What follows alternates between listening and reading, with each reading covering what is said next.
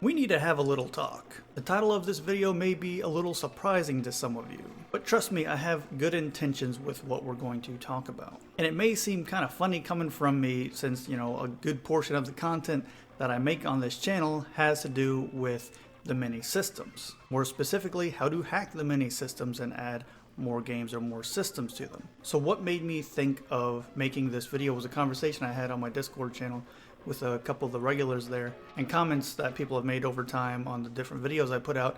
And one of the first things that people asked with the announcement of a new mini system, like when the Genesis Mini was announced, was, can it be hacked? Day one of the announcement, people are asking, can the system be hacked? And I'm not gonna lie, those questions get to me. They're really irritating, and that's because I guess maybe I'm more of a purist in a sense, not 100%. Obviously, I'm not that much of a purist if I'm okay with playing games on different systems or on my PC, but more so that I appreciate the original concept of what these mini systems are supposed to be.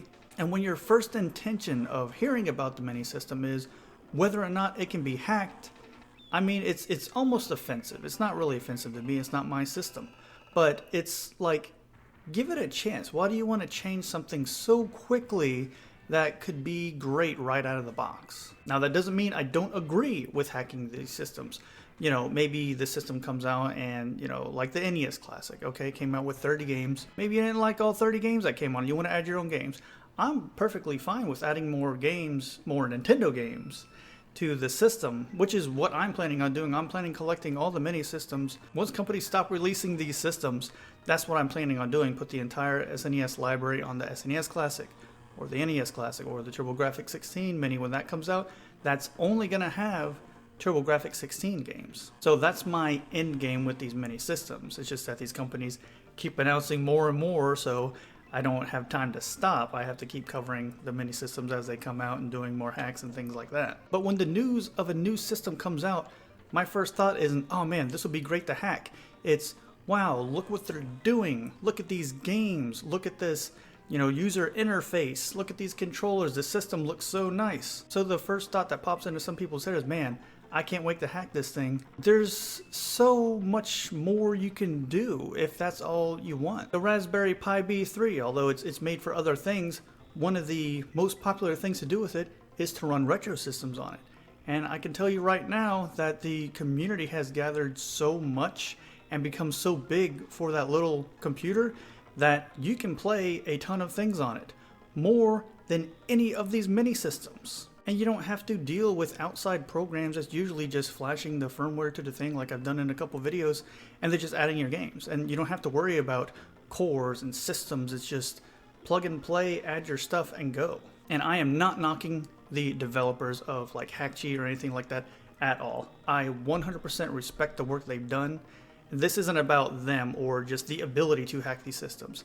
It's for those people whose first thought is, man, I want to hack that. Before even knowing a full game list, how many controllers, if it's going to have the controllers you want, anything. They just want to hack them right away. So that's what this video is about, is if you want to get a mini system just to hack it and turn it into a little retro machine, then don't do it. I'm not telling you what to do. I mean, I just did. But what I mean is use something else. When there's so many better alternatives, with the Raspberry Pi or the Odroid. I love the Odroid. Where's my Odroid? As a retro gaming machine, you can't beat this. This outpowers all the mini systems.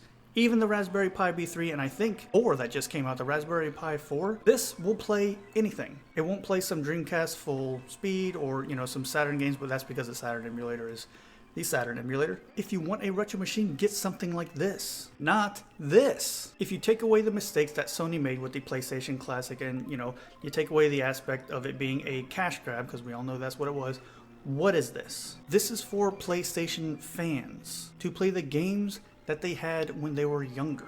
You're not supposed to play Nintendo games on this. You're not supposed to play Sega CD games on this. Yes, you can do it, and I do agree with hacking it to add more PlayStation games to it, but you're missing the point of what these are for. This was made for me because I'm a PlayStation fan.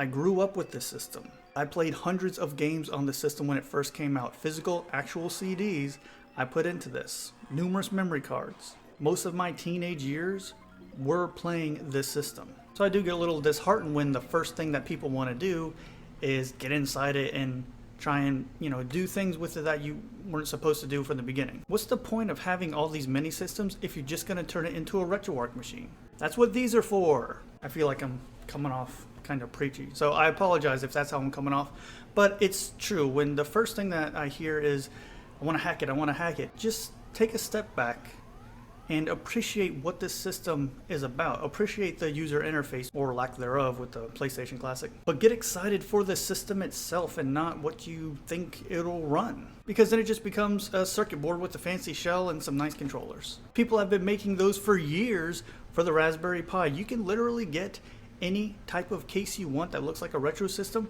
and throw a Raspberry Pi into it. What about the controllers? You can get those as well. There's a ton of retro style controllers you can use with the Raspberry Pi or the Odroid. And they work perfectly. There's nothing special you have to do. There's barely anything. No hard work done. Everything is done for you. But people still want to go through all the trouble to hack these mini systems and turn them all into a Frankenstein monster. I don't disagree with hacking the system to add more games, but don't get the system to hack it and add more games. Get the system because you love that system. Get the system because you're a fan of the Genesis or the TurboGrafx. Or like me, I've never played the TurboGrafx, but I've seen the games and they look really interesting, so I want a TurboGrafx.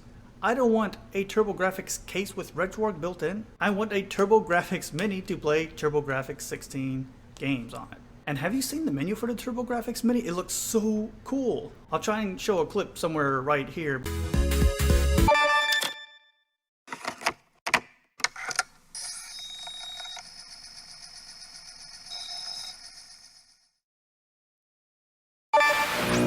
It's so neat and interactive looking, it's great. And that's what I mean. I respect the designer's vision of what they want to do with these systems. There's also this misconception about me, and people think that I'm into this techie stuff, or even that I developed, or I'm the one that hacked these systems. So let me tell you guys now, I have nothing to do with that. I hope I made that clear in my videos, that I'm not the one hacking or doing any of this stuff. I'm a very casual gamer. I don't know anything about this stuff, and all I know is what I've read online, just like you guys, and seen YouTube videos about.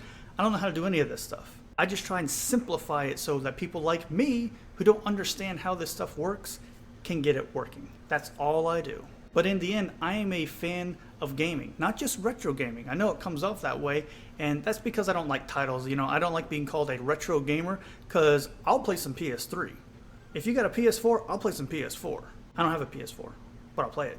Because I look at games and systems as a whole and what they can offer as is. Like Dark Souls. I've never played Dark Souls, but I want to. I'm going to play that on a live stream, actually.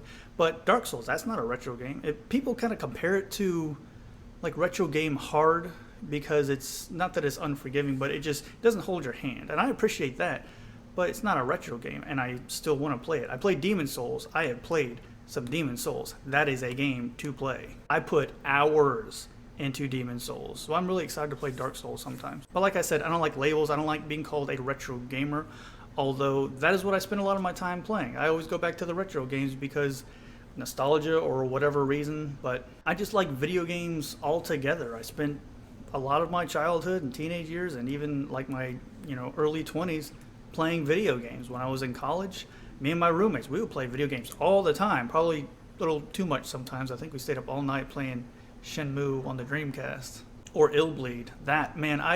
One of my regrets is getting rid of my Dreamcast and getting rid of Illbleed, because I love that game so much. It's so stupid. I'm getting a little off course here. So yes, if you're a fan of the mini systems and you want to get them because they remind you of a time that you had growing up or playing games with your siblings or your parents or something, absolutely.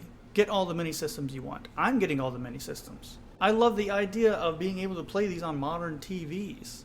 And now you can play these games on the Switch, which I think is really awesome, because the Nintendo Online deal or whatever, it's $20 a year. You can play these games you used to play as a kid online without doing any weird crap to your system. It's just download the games and then play them with whoever. You can play them with your brother or sister that's across the country and relive those moments. That is what I love. And the other thing is that, by the time you get like a Raspberry Pi or Odroid and the controllers and everything, you're probably spending less money than you would if you got these mini systems. It's a lot cheaper to use what's there already and accessorize and customize however you want it to look and however you want it to look, on the screen with emulation station or anything like that. Which was also something that kind of set me off with this. I guess recently someone found out you can put emulation station on the PlayStation Classic. And my question is, why? Not that it's not cool you can do that, but I mean, I can do that on the Raspberry Pi. I do that on the Raspberry Pi. I do it on my Odroid. That's what a lot of people use on their single board computers. But now you want to throw it onto another system. So now it might be worth it because you can find a PlayStation Classic at $20, but when that thing came out at $100, that would be such a waste to buy it just to do that when you have so many other options. And I keep going around in circles and saying it, but that's the whole point of this video is people just want to break into these systems and do all this stuff. But where do we draw the line at what we can do with these things? A Raspberry Pi was meant for this kind of stuff to be turned into like some kind of retro game system, or there's a ton of things you can do with that. I don't know, because again, like I said, I'm not a techie person, so I don't know everything you do with it. I know it's a lot. I know you can even connect it to your Steam account and play your Steam games online, which is really cool. I know you can use it as like a server for something else, and there's Kodi, and I still have no idea what Kodi is. Someone tried to explain it to me once, and I don't know what Kodi is. Media Center? I don't know. People love it, and I'm missing out, and I haven't learned how to use it yet. But is that going to be the next thing? We're going to put Kodi on the PlayStation Classic? Is it worth it? I think a lot of people are just losing sight of what these systems are meant to be. And maybe it's because they didn't grow up with them, so they don't have that nostalgic factor. And that's okay too. But give it a try first. Maybe play it some. Play the games that are already on it and enjoy those games for what they are. With the new features, like rewind and save states and things like that. Playing these games on an HD TV is great because, trying to find a CRT TV can be expensive sometimes. Then you gotta find the old console, you gotta make sure it works, you gotta find the games. That all can really burn a hole in your wallet. I feel like this kind of turned into a rant video, and maybe it is in a way, I don't know.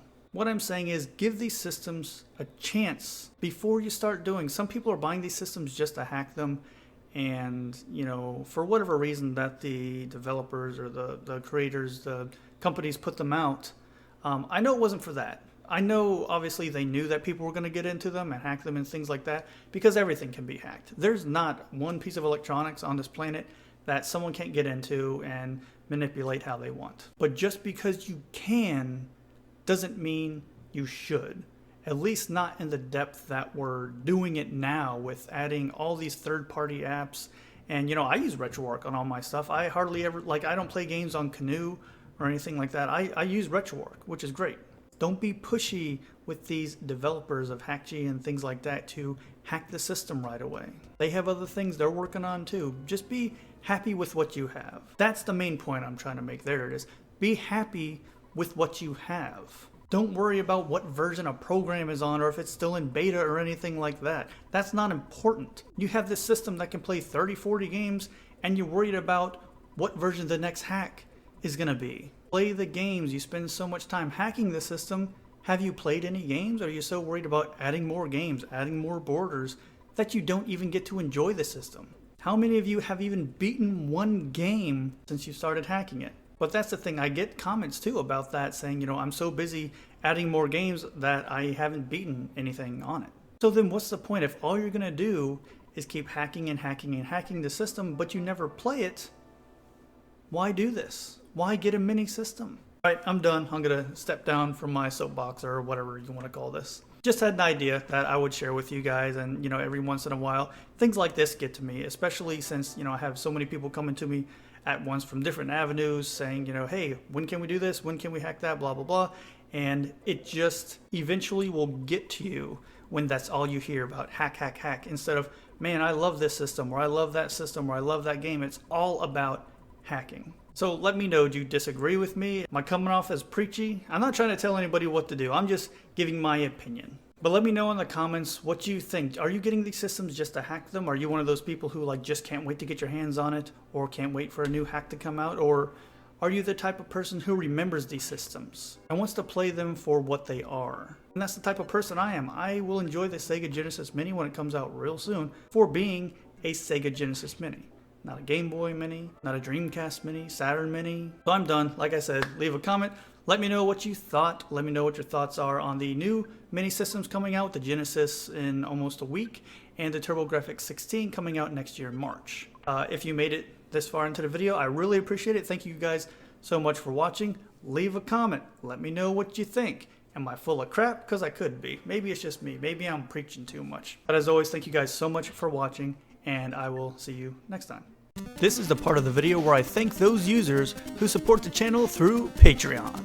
Eric Cologne, Mike Muniz, Sam Torres, William Wend, Yaroslav Oruzov,